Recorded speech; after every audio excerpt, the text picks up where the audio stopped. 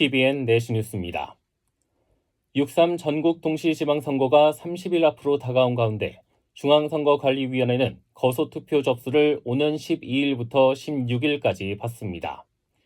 거소투표 대상자는 신체에 중대한 장애가 있어 거동할 수 없거나 병원, 요양서에 머물거나 수용소, 교도소, 구치소에 수감된 사람, 영내나 함정에서 생활하는 군인이나 경찰 등입니다. 신고는 주민등록이 돼 있는 지자체 누리집이나 서면으로 신청하면 되며 우편으로 접수할 경우 16일 오후 6시까지 지자체에 도착해야 합니다.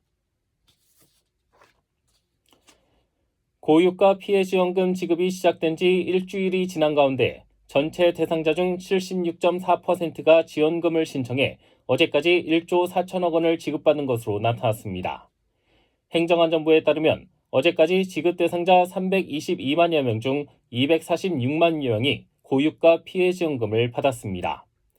대구에서는 지급 대상자 18만 9천여 명 중 77.6%에 해당하는 14만 7천여 명이 지원금을 신청해 871억 원이 지급됐습니다. 또 경북에서는 대상자 19만 3천여 명 가운데 73.4%에 해당하는 14만 2천여 명이 지원금 836억 원을 받았습니다. 취약계층을 대상으로 하는 고유가 피해지원금 1차 접수는 오는 8일까지 진행되며 1차에 신청하지 못한 취약계층과 소득 하위 70%를 대상으로 하는 2차 접수는 오는 18일부터 시작됩니다.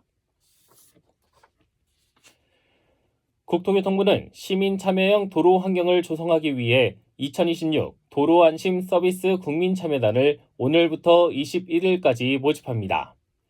도로정책과 안전에 관심이 있는 국민이라면 누구나 지원할 수 있으며 희망자는 국토교통부 누리집에서 지원서를 내려받아 전자우편으로 신청하면 됩니다.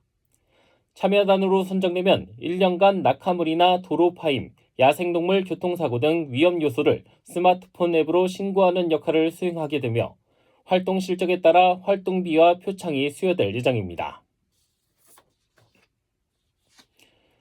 경북소방본부는 뱀의 활동이 활발해짐에 따라 뱀 물림 사고에 주의해달라고 당부했습니다.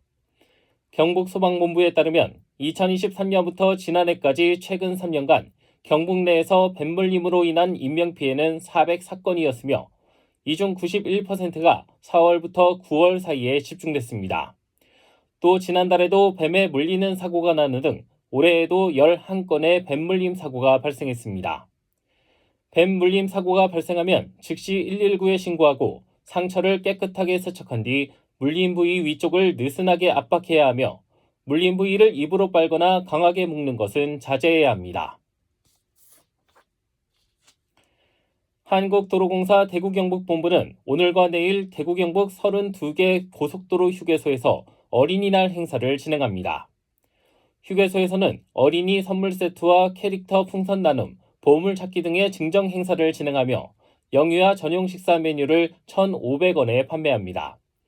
또 밥과 김, 반찬으로 구성된 옹알옹알 맘마 메뉴를 주문하면 캐릭터 음료를 제공합니다.